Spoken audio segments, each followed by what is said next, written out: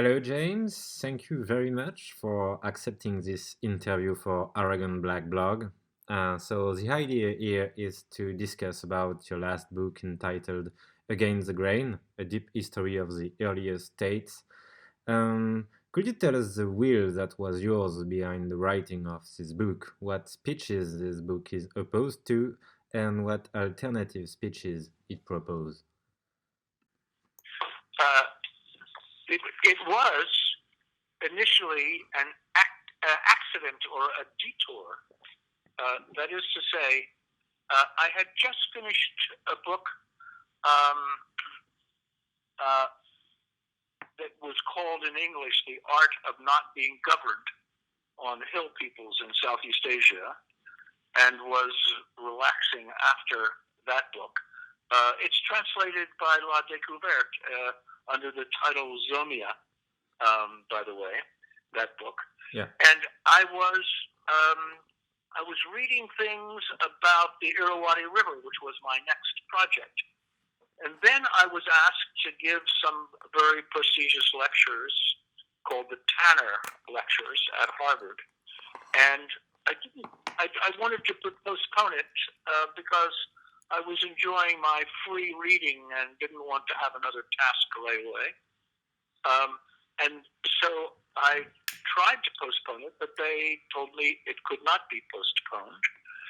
And so I decided that I wanted to do something that I could do quickly.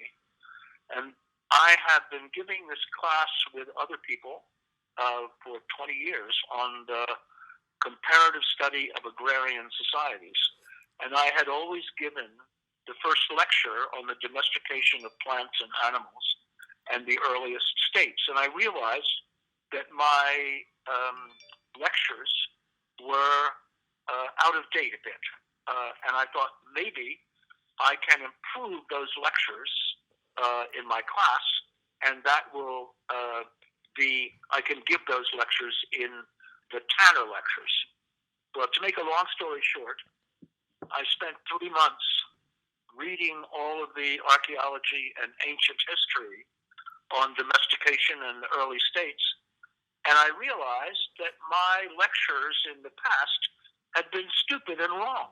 And so, in fact, when I gave the lectures at Harvard, it was basically a report of my ignorance and how everything I had thought about early domestication was largely wrong.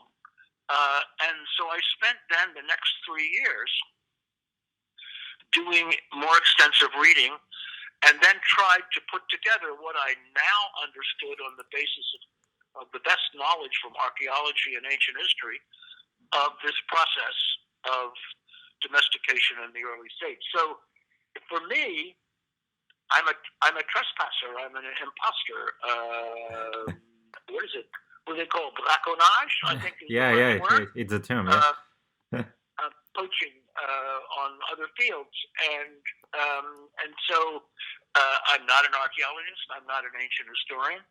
So this was a kind of effort to bring to an educated public what I understood about how our basic story was incorrect in some fundamental ways.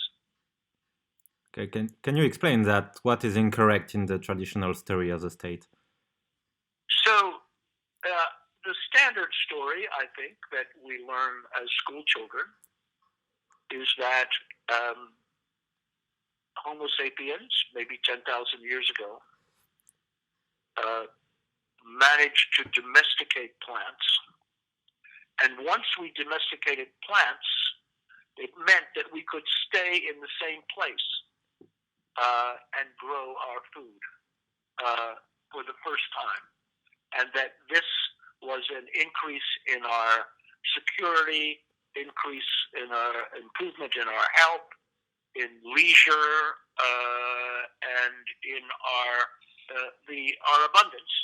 And that the result of this was that we became sedentary, that we could found large villages with fixed agriculture, and then we had towns, and then we had civilization. So that's the standard narrative that we had absorbed. And most of that narrative is wrong in fundamental ways. For example, there's evidence in the Mesopotamian delta of the Tigris and Euphrates that there were towns of 1,500 to 2,000 people long before there was any evidence of agriculture on fixed fields. The absolute convincing evidence of domestication of plants exists 4,000 years before we have any evidence of agriculture on fixed fields being common. And so the question is, why did it take 4,000 years for the domestication of plants to lead to what we think of as fixed agriculture on fixed fields?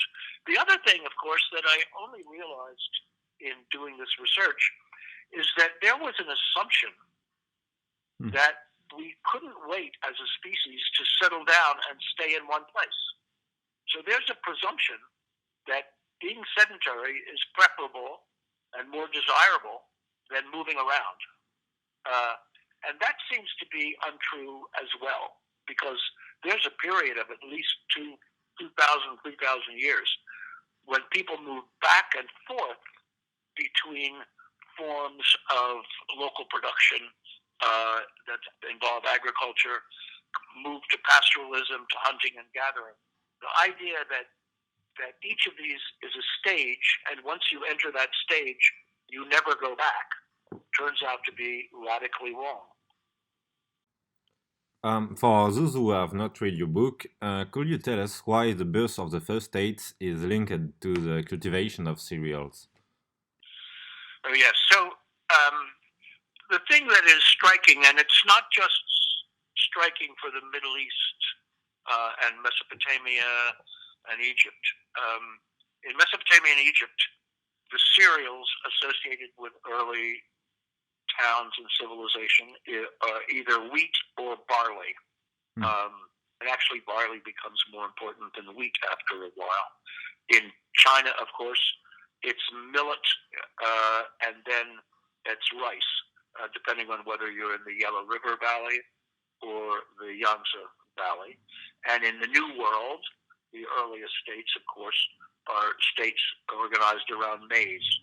And my argument is, which I think is unavoidable, is that cereals have tremendous advantages for states and state control. First of all, well, there are two things.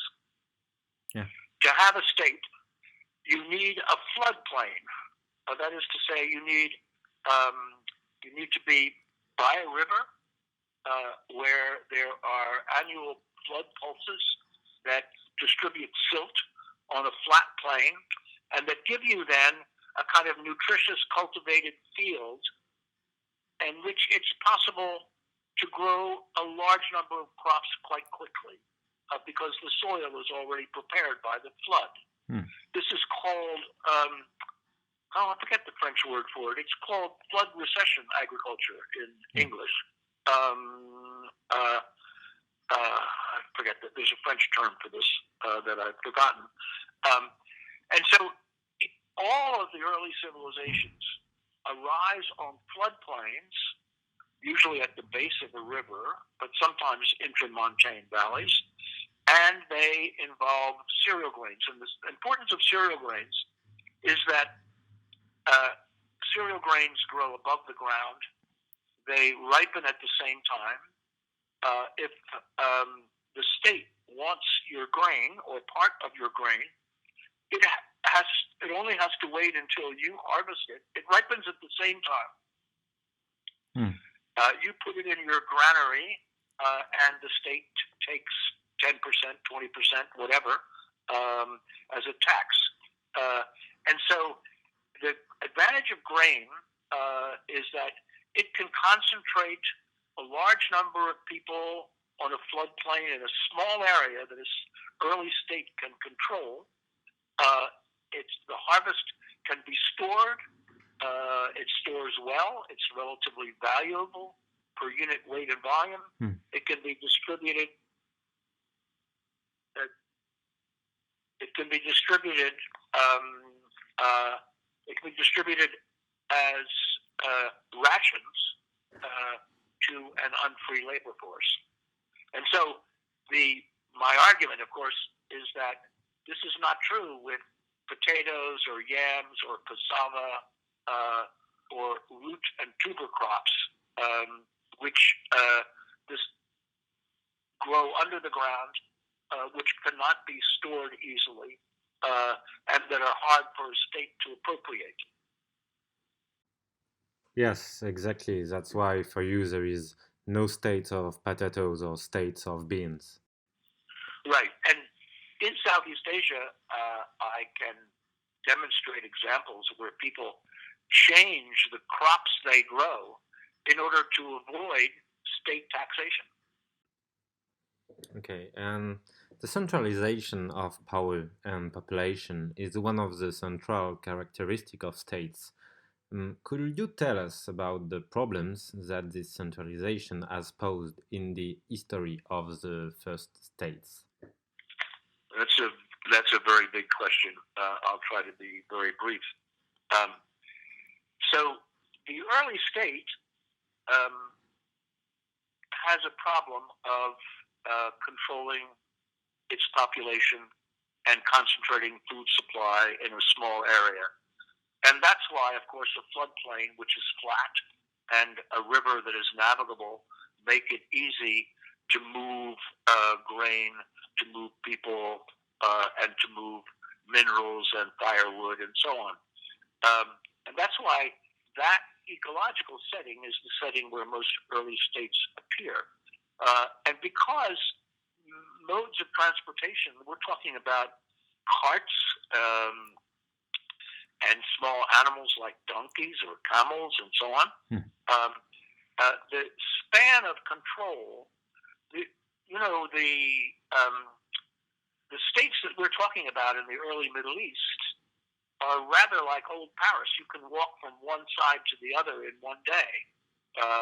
And it's rare for any of these states to be more than 10, 15 miles across, right? Maximum. And many of them are much smaller than that. And so the problem of controlling populations at a distance from the palace or the center of the state has been a huge problem for the early states. And a problem, of course, is that people who are unhappy because of taxes or crop failures or civil wars and so on are likely to just run away outside the span of state control. And so centralization, the only centralization that was possible in the ancient world was in a very small area characterized by very rich soils and cereal grains. And outside of those areas, it was extremely rare to get anything that looked like a state unless it was a choke point on a very important little trade route. Then you could have many states that could survive simply by taxing the trade that had to go up the river that they controlled and so on. And could you explain a little bit the demographic problems posed by the centralization of population? Oh, well, that's actually was a surprise for me in the course of my research.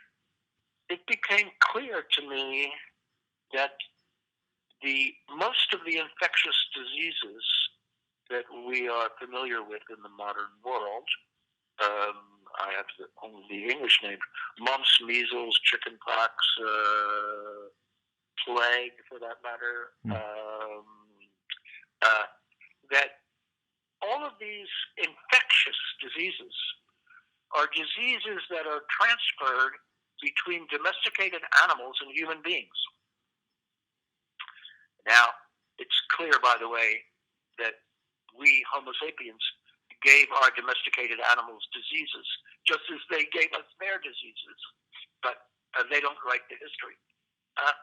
So the fact is that all of these infectious diseases they're called zoonotic diseases because they move from animals to human beings.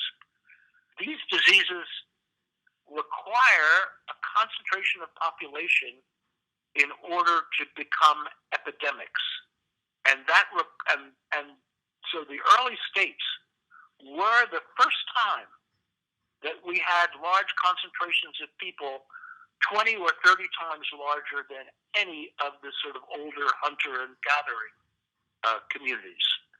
And so you had then the demographics and the crowding that made possible this and the domesticated animals who were also crowded in these early states.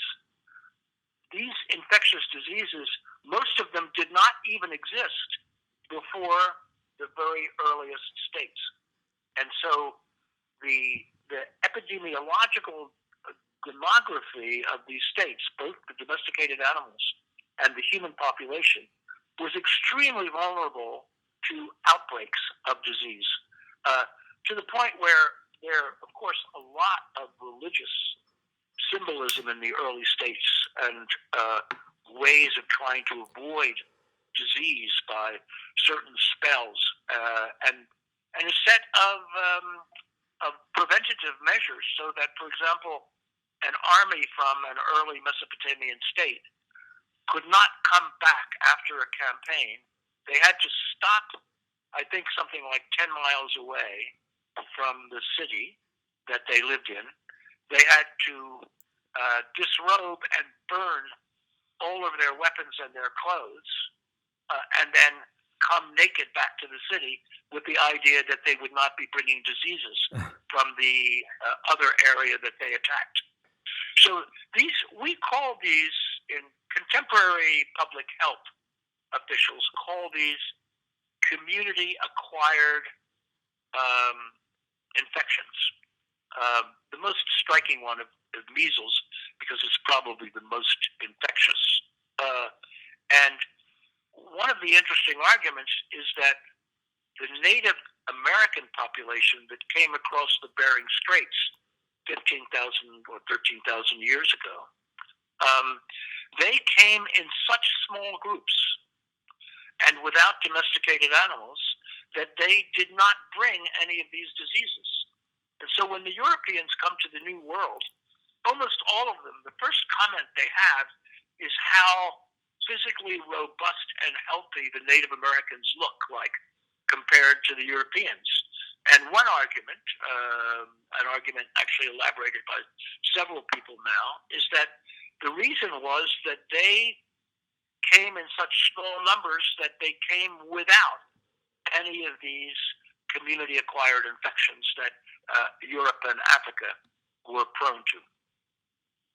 Okay, so that's fascinating. Thank you very much. And other question, you show very clearly that the first states were in fact fragile political entities, and you describe on several occasions the collapse, and you say that the collapse of a state, I quote you, leads to the beginning of a salutary reformulation of the political order. Could you clarify what is salutary in this collapse? Sure.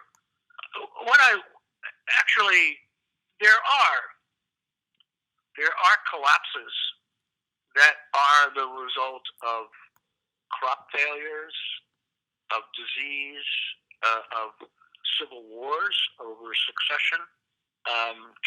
And so when a state disappears, previously, when one of these states disappears, it has been treated as an unmitigated tragedy.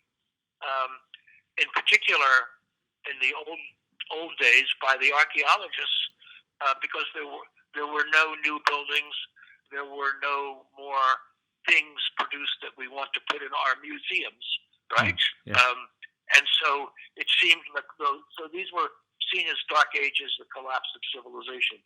My argument is that occasionally they were actually the collapse of civilization, but in many cases they were the result of a periodic dispersal that came either because of crop failure and people moved away, Or when disease came and there was an epidemic, people spread out because they knew they wanted to get away from the source of the infection.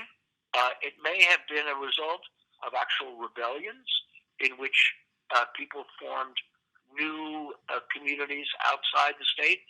So the point is that the idea of these moments, these so-called dark ages, were an unmitigated disaster for the whole population. I want to see it both as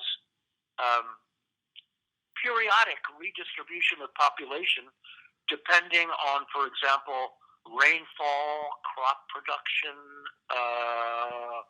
and disease, in which people were, in many cases, saving themselves, and that it may have resulted in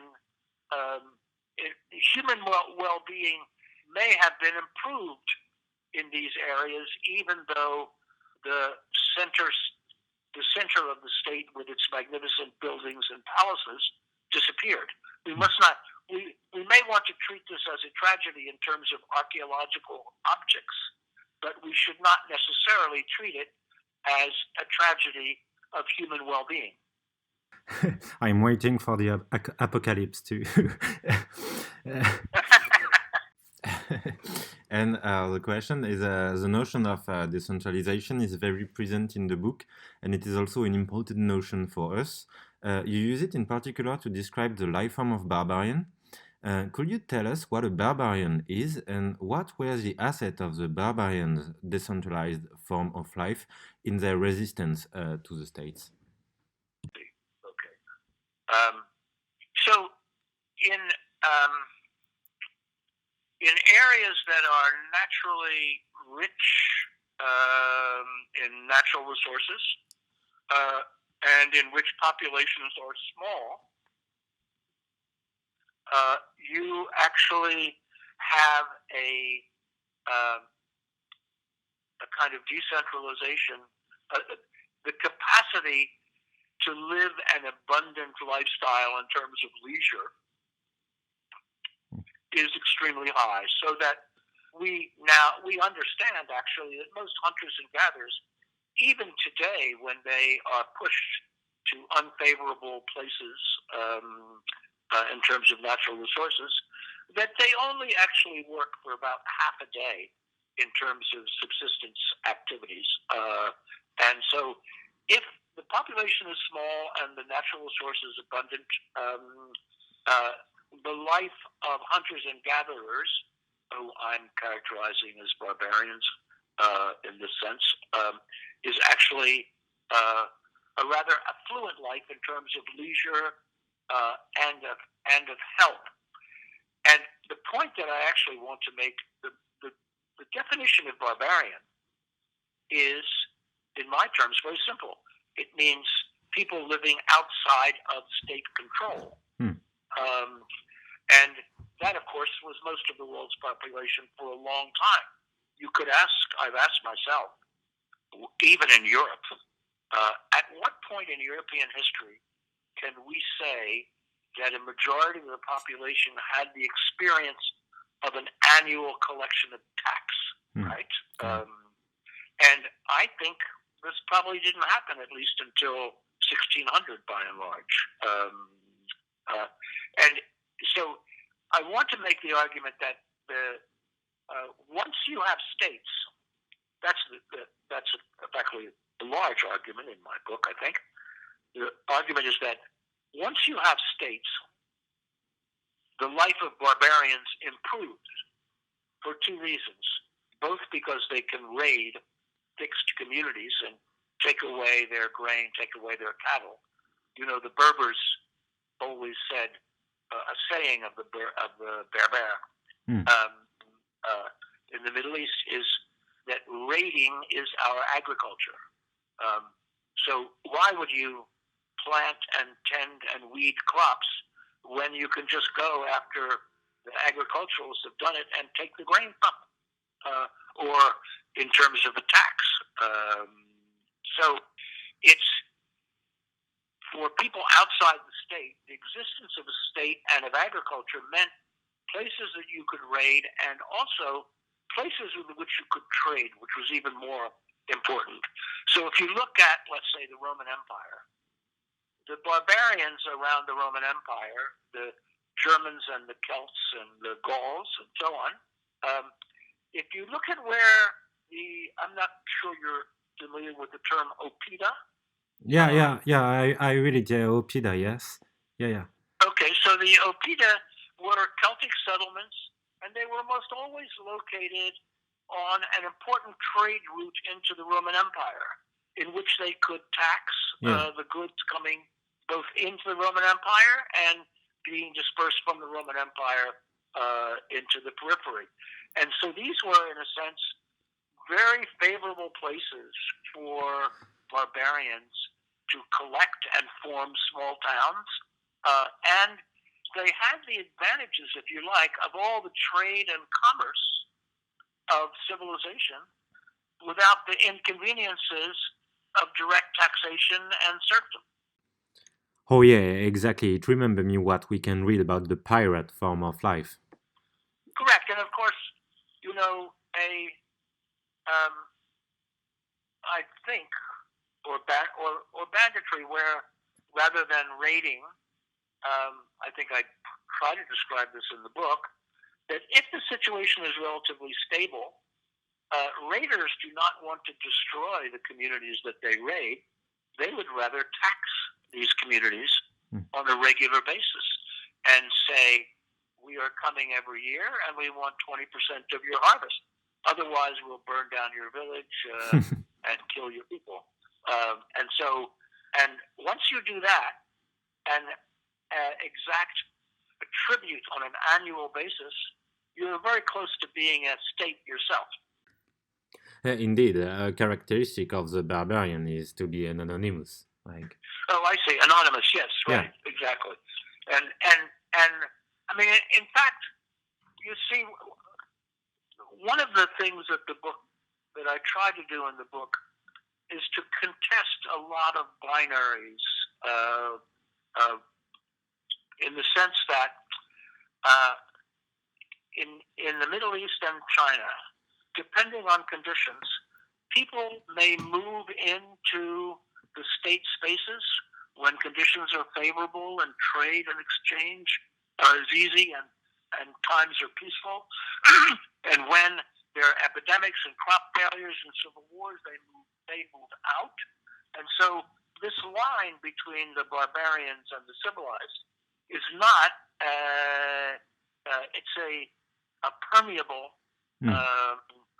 porous, it's a seam, I guess, in which people are moving back and forth all the time. And the same is true, of course, for, let's say, we have this idea of the Great Walls of China to keep the barbarians out. And we know that the Great Wall of China was built just as much to keep the taxpayers in because they were often running away. And so that barrier between the barbarians and Chinese or Han civilization, people are moving back and forth all the time, either becoming barbarians, if you like, or becoming Han, depending on how the conditions change over time. So we shouldn't see these pastoralists and subjects of a state. We shouldn't see hunters and gatherers and barbarians versus Roman citizens as permanent categories, because the human population is moving back and forth depending on the advantages and conditions over time. Yeah, perfect. Thanks.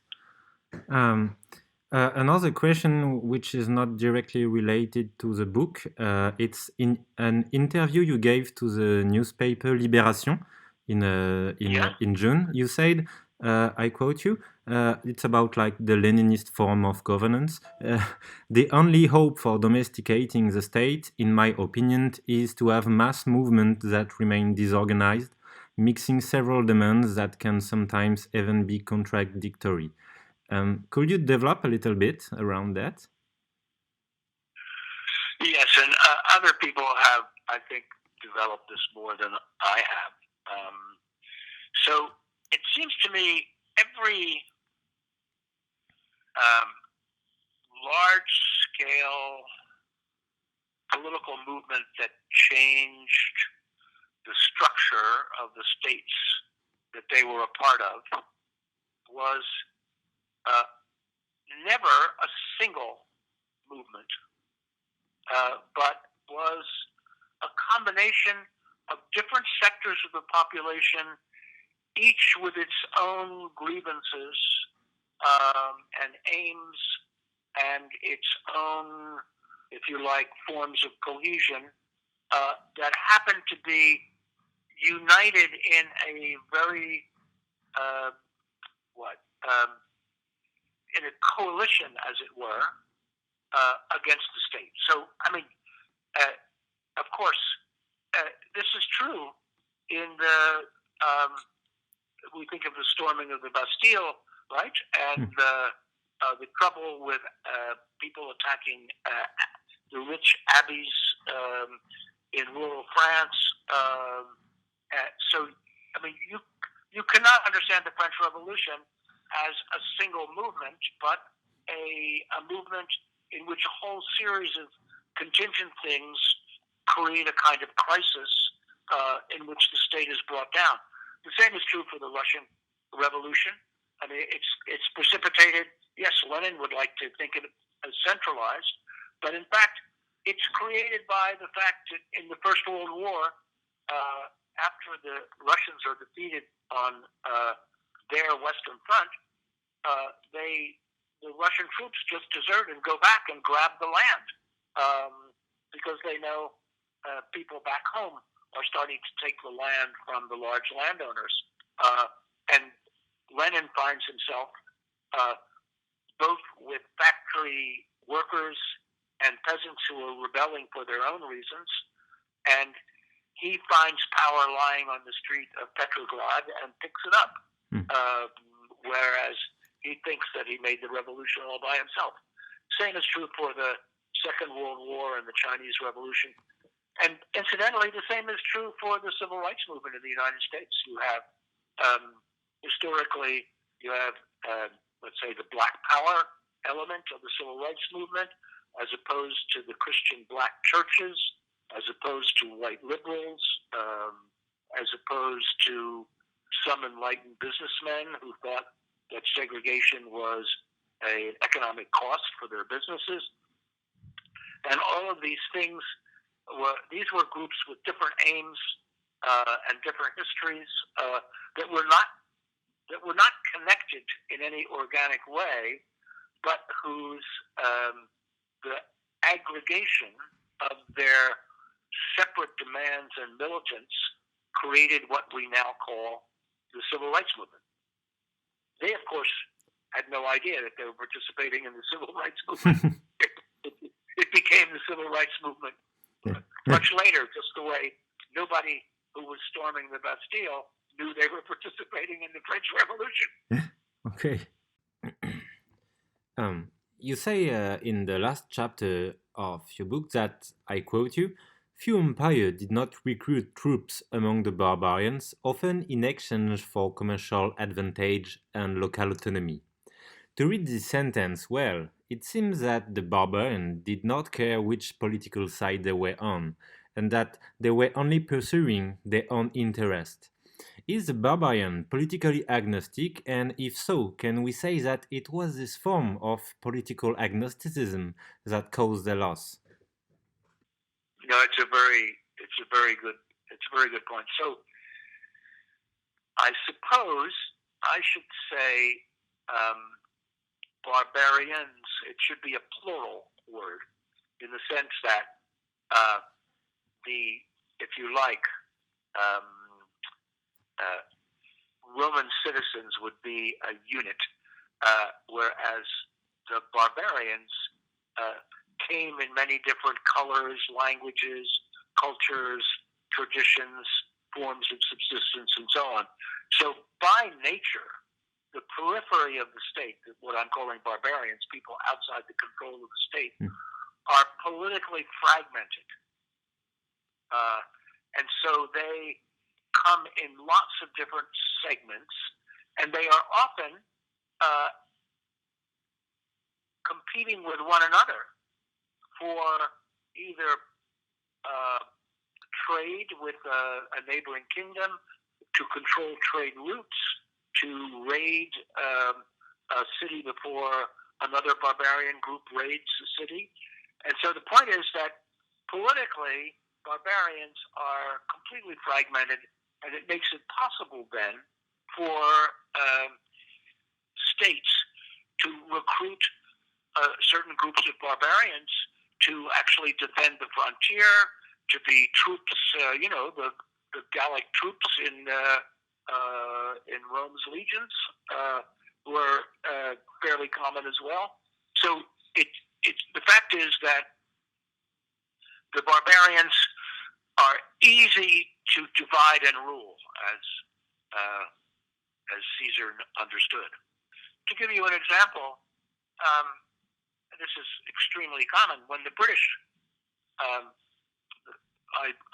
working a lot in Burma, and if you look at the colonial period in Burma, virtually all of the British colonial troops in Burma came from the hill minorities, the Kachin, the Karen, the Chin, the Shan, and so on. And the reason for that was because these were hill peoples who did not like the valley peoples and could be depended on to be the police force and the army that suppressed their rebellions. So British imperialism, if you like, depended on the so-called barbarians in order to exert control over the Burmans, who were the lowland rice planters.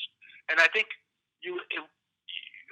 it's probably true, like in Algeria, the use of Berbers and Bedouins elsewhere, that in a sense, the people outside the state have been the military allies of colonial powers. Okay, thank you very much. Other question. We often hear about the famous Dunbar number, which says that an individual cannot cognitively maintain more than 150 human relationships.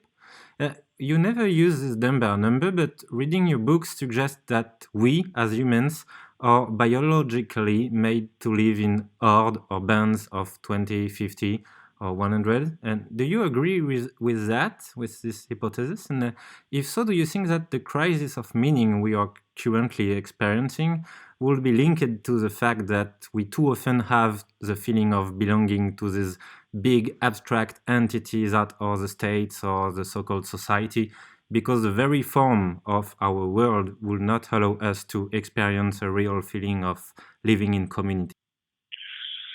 This is a very interesting point you raise. I confess that my education is incomplete because I had never heard of the nombre de Dunbar. Okay. Right? This is new to me. I think I understand the logic that a face-to-face community where we actually know one another, as we do in bands of hunters and gatherers and in small villages, this has a kind of cohesion because of face-to-face relationships that is very close and intimate, and that anything much beyond this, as you say, is a kind of abstract affiliation. I think the person who did this, who understood this in terms of nationalism, was Benedict Anderson in his book called Imagined Communities. And for him, I guess, his argument was that it was print capitalism, that is to say, newspapers, magazines, and so on, and literature, that created this idea of an abstract Frenchman, not to mention the Revolution and Napoleon's wars, but the idea that it requires a kind of different technology to make people who actually don't know one another feel that they're a member of the same nation. And that is a result of, if you like, indoctrination in the schools, of markets, of national armies. I mean, the idea that a Breton is just as much a Frenchman as someone in Languedoc and so on. All of these things depend on a radically different technology that's not a face-to-face community, and it is abstract. And I guess, if I understand you correctly, you want to argue that it is a more fragile or more corrupt or less real community than the face-to-face communities of people who know one another on a daily basis. Thank you very much. The other question is not from me, it's from a Twitter account called Against Utopia, who manage a blog called Center for a Stateless Society. The question is as follows. China's social credit score is a pinnacle of legibility in statecraft. What is your reaction to this statement? I completely agree with him. It seems to me that China has perfected the technology that George Orwell could only dream about,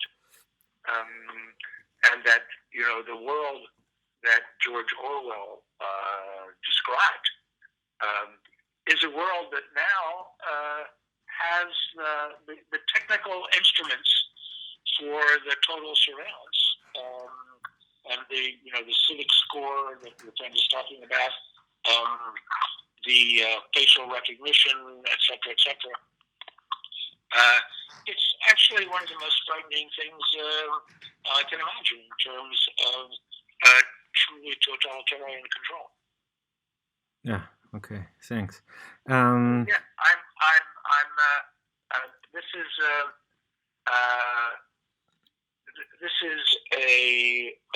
should have more time should be devoted to exposing this as an instrument of state surveillance and control from the cradle to the grave, because I gather whether you get, part of your civic score in China depends on whether you got good grades in school, whether you've ever been in debt, whether your marriage is broken up, whether you're a good employee, right? There's your total evaluation is organized in this civic score. Yeah. Yeah, I completely agree. I mean, like, the joke is 1984 is a fiction. It's not a manual. Right. Well, and as you know, there are groups of Chinese ambitious young people who spend time writing patriotic letters and manifestos in order to improve their civic score, so that they are more likely to get a job. So they are what we call gaming the system. So whenever you have to score, there are people who cheat. Yeah, of course. And you need after that, you need like some kind of police devices and so on. So. Right. The other question is also from Against Utopia, and the question is as follows. For you, what is the most promising modern movement and why? I was deeply impressed, actually, by what's been happening in Hong Kong. Yeah. I mean, I don't think, I cannot remember a peaceful mass movement of 2 million people, right? That was characterized all of the early stages of the Hong Kong movement, right? It's quite extraordinary. And in a sense, the umbrella movement before was set the stage. It was like a dress rehearsal, as we call it, for these demonstrations. But I think it's the largest peaceful mass movement of whole populations that we've seen in the last 20 or 30 years.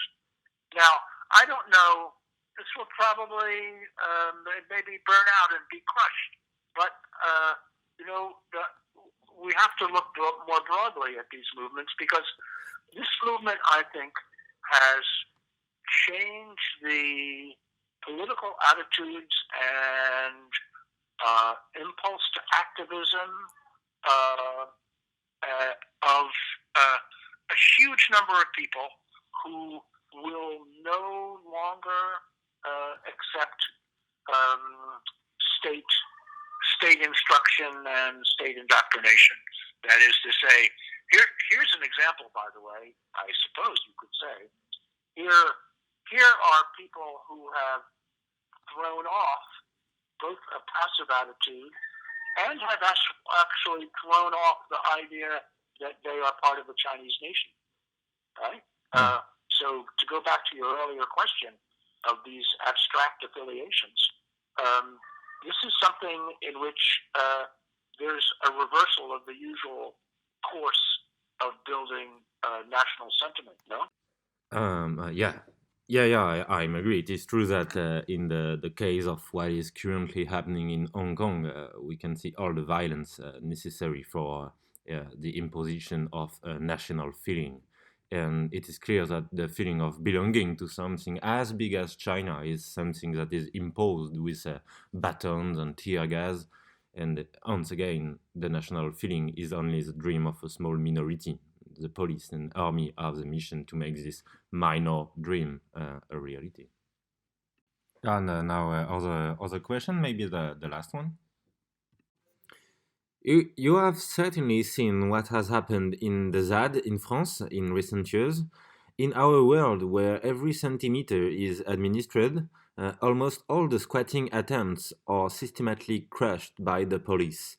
That's why some groups try to access to private property as a way to regain some form of autonomy. This is the case of a project called La Suite du Monde, which buy lands in France and then organize collective governance of the different territories. What do you think of this kind of strategy?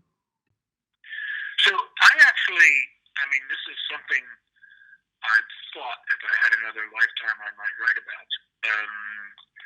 And it's the question, it seems to me that the history of capitalism with respect to land is the history of the destruction of common property.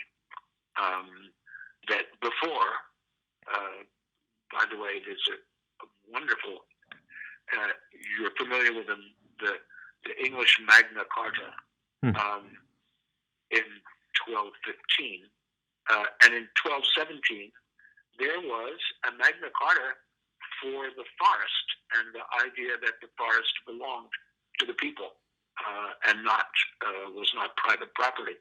So I actually think that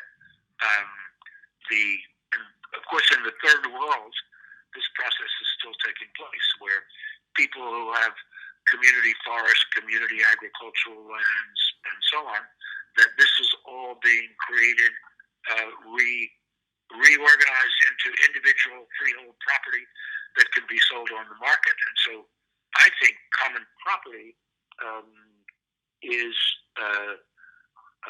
that capitalism is absolutely devoted to the destruction of common property. So I'm completely sympathetic to the creation of common property. I also think that I wrote a book a long time ago called The Weapons of the Weak, and weak in the terms of not cement but fed.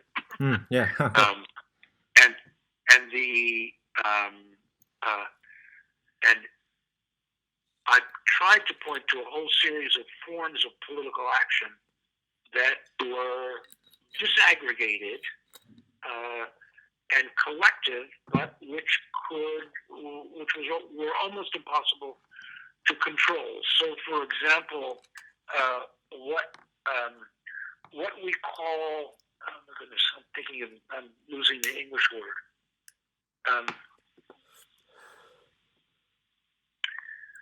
Um, No that's worry. the English word. And people who occupy buildings without permission. Okay, squatter. The squatter, yeah, the Yeah. squatter. So, in fact, in rural areas, you have two forms of movement that should be distinguished. One of them is a public land invasion where people invade land, plant the flag, and declare this is our land. Then you have the squatters who come in and don't announce themselves, but just start planning and behaving as if it was their land. Often they're pushed out. Let's say it's Monday and they're pushed out. They'll be back on Wednesday. Pushed out on Thursday, they're back on Friday. And there are movements in the U.S., probably in France too, of people in urban areas in which they lead groups of homeless who break into abandoned buildings and live there until they're thrown out, and then they find another abandoned building. And so what's interesting to me is that it's comparable, I think, in a certain way to common property, that it is a form of collective action that doesn't have, if you like, a formal organization of leadership that can be co-opted or bought off or bribed or imprisoned. And the same is true, for example, the difference in resistance to military service, the difference between what might be called, mutiny, in which you arrest your officers and try to destroy the army, as opposed to desertion, in which you just leave in small groups or as individuals and so on. And so the squatting and desertion are forms of social movements that do not, they have this, they are almost impossible to control and destroy.